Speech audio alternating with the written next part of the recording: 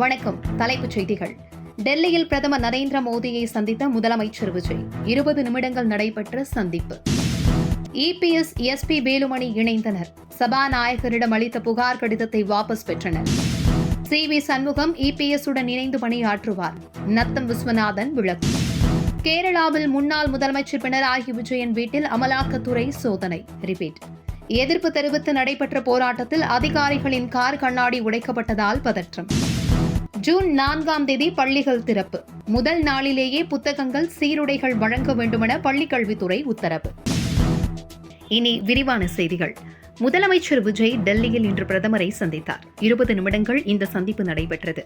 முதலமைச்சராக பதவியேற்ற விஜய் முதல் முறையாக பிரதமரை சந்தித்து சால்வை அணிவித்து பூங்கொத்து வழங்கினார். விஜய்க்கு பிரதமர் நரேந்திர மோடி வாழ்த்து தெரிவித்தார். இருவரும் 20 நிமிடங்கள் உரையாற்றினர். பிரதமரை சந்தித்த விஜய் 4 கோரிக்கைகளை முன்வைத்ததாக தகவல் வெளியாகியுள்ளது.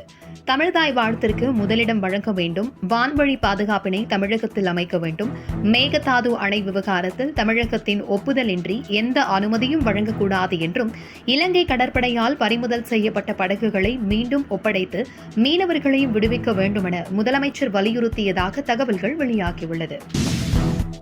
முதலமைச்சர் விஜய் பிரதமரை தொடர்ந்து மத்திய அமைச்சர்கள் நிர்மலா சீதாராமன், அமைச்சர் உள்ளிட்டோரை சந்திக்கிறார். நாளை அவர் காங்கிரஸ் தலைவர்களை சந்திப்பதுடன் கம்யூனிஸ்ட் தலைவர்களையும் சந்தித்து உரையாடுகிறார். எஸ்பி வேலுமணி, இபிஎஸ் ஒன்றிணைந்துள்ளனர். விஜயை ஆதரிப்பது குறித்து இபிஎஸ், எஸ்பி வேலுமணி இடையே மோதல் ஏற்பட்டது. இதனைத் தொடர்ந்து இபிஎஸ், சி.வி. சண்முகம் உள்ளிட்ட 24 பேர் விஜய்க்கு ஆதரவு அளித்தனர். ஆனால் அவர்கள் எதிர்பார்த்தபடி அமைச்சர் பதவியை விஜய் கொடுக்கவில்லை. மாறாக 4 எம்எல்ஏக்கள் ராஜினாமா செய்துவிட்டு தாவேகவில் இணைந்துவிட்டனர்.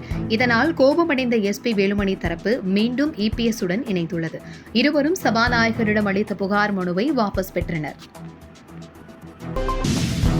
சி.வி. சண்முகம் இணைந்து பணியாற்றுவார் என முன்னாள் அமைச்சர் நத்தம் விஸ்வநாதன் தெரிவித்துள்ளார். ஒப்புதலுக்கான கடிதத்தை தயாரித்ததே சி.வி. சண்முகம்தான் என்றும், அவர் இணைய மறுப்பதாக கூறப்படும் தகவலில் உண்மையில்லை என்றும் நத்தம் விஸ்வநாதன் தெரிவித்துள்ளார். சி.வி. சண்முகம் இபிஎஸ் உடன் இணைவதற்காக நடத்தப்பட்ட பேச்சுவார்த்தை தோல்வியில் முடிந்ததாக கூறப்படுகிறது. இந்நிலையில் இபிஎஸ்ஸிடம் வருத்தம் தெரிவிக்க சி.வி. சண்முகம் மறுத்துவிட்டதாகவும் கூறப்படுகிறது. இந்நிலையில் அவர் தனது இல்லத்திலிருந்து வெளியே வந்தபோது செய்தியாளர்கள் இதுகுறித்து கேட்டனர். ஆனால் சி.வி. சண்முகம் நோ கமெண்ட் என சொல்லிவிட்டு சென்றுவிட்டார். இதனால் பரபரப்பான சூழல் நிலவியது. பள்ளிகள் ஜூன் மாதம் 4ஆம் தேதி திறக்கப்படுவதையொட்டி அதற்கான கட்டமைப்புகளை தயார் நிலையில் வைக்க வேண்டுமென பள்ளிக்கல்வித்துறை உத்தரவிட்டுள்ளது. நோட்டு புத்தகங்கள், சீருடைகள் முதல் நாளிலேயே வழங்க வேண்டுமென அறிவுறுத்தப்பட்டுள்ளது. அது மட்டுமல்லாமல் மாணவர்கள் மோட்டார் சைக்கிள்களில் வரக்கூடாது என்றும், அப்படி வந்தால் அந்த வாகனங்களை பறிமுதல் செய்து பெற்றவர்களிடம் ஒப்படைக்க வேண்டும் என்றும் தலைமை ஆசிரியர்களுக்கு அறிவுரை வழங்கப்பட்டுள்ளது.